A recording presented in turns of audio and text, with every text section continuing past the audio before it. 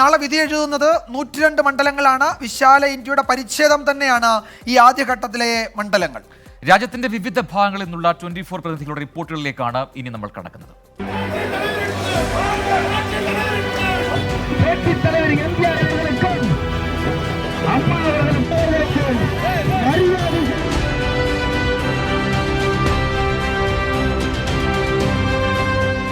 ദ്രാവിഡ party എന്നാൽ ഇനി DMK മാത്രമാകുമോ? MG Ramachandran നട്ടുനനച്ച് Jayalalithaa പരിപാലിച്ചു വളർത്തിയ അണ്ണാ DMK അപ്രസക്തമാകുമോ?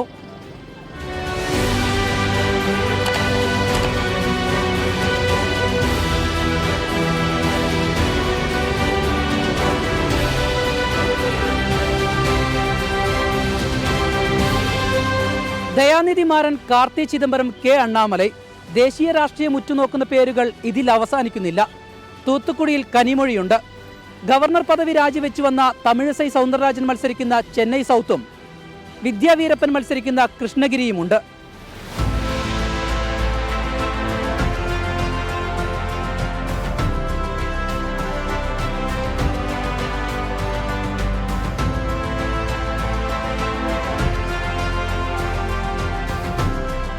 തമിഴകത്ത് കക്ഷികൾ അനേകമുണ്ടെങ്കിലും പ്രചാരണം നയിച്ചത് 2 പേരാണ്.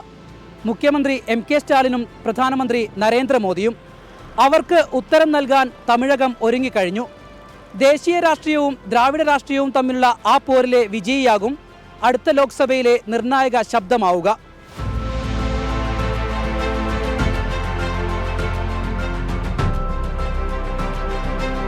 നിതിൻ ഗഡ്കരി മത്സരിക്കുന്ന നാഗ്പൂർ, ഒന്നാംഘട്ട വോട്ടെടുപ്പ് നടക്കുന്ന മഹാരാഷ്ട്രയിലെ മണ്ഡലങ്ങളിലെ താരമണ്ഡലം ഇതാണെങ്കിലും ശ്രദ്ധേയമായ പോരാട്ടങ്ങൾ നടക്കുന്ന മറ്റു മണ്ഡലങ്ങളുമുണ്ട്.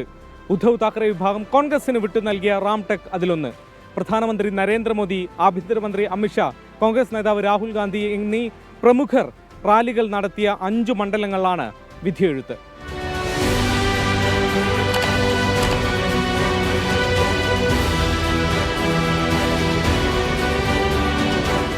ഉത്തർപ്രദേശിലെ 80-8, രാജസ്ഥാനിലെ 25-ൽ 12, മധ്യപ്രദേശിലെ 29-ൽ 6.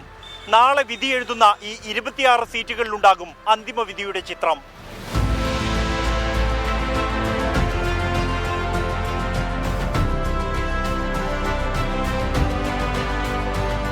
മധ്യപ്രദേശിലെ ചിന്ദ്വാഡ കോൺഗ്രസിന്റെ അഭിമാന മണ്ഡലമാണ്. അമേഠി പോലും അടിതെറ്റിയിട്ടും പൊതുതിരഞ്ഞെടുപ്പുകളിൽ കോൺഗ്രസ് തോൽക്കാത്ത മണ്ഡലം. കമൽനാഥിന്റെ മകൻ നകുൽനാഥ് വിജയിച്ച ഈ സീറ്റ് മാത്രമാണ് മധ്യപ്രദേശിലെ 29-ൽ കഴിഞ്ഞ വട്ടം കോൺഗ്രസിന് കിട്ടിയത്.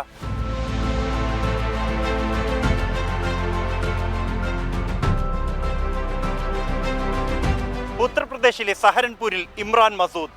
കോൺഗ്രസിനും SP-ക്കും നിർണായകമാണ് ഈ സീറ്റിലെ ജയം. പീലിഭിത്തിലും നാളെയാണ് വിധിയെഴുത്ത്.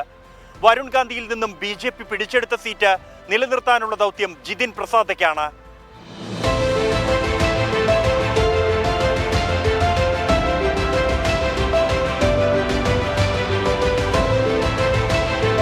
കേരളത്തോട് പൊക്കൽക്കൊടി ബന്ധമുള്ള ലക്ഷദ്വീപ് മുതൽ ജമ്മു കാശ്മീർ വരെ ആദ്യഘട്ടത്തിലെ 102 സീറ്റുകൾ രാജ്യത്തിൻ്റെ പരിച്ഛേദം തന്നെയാണ്.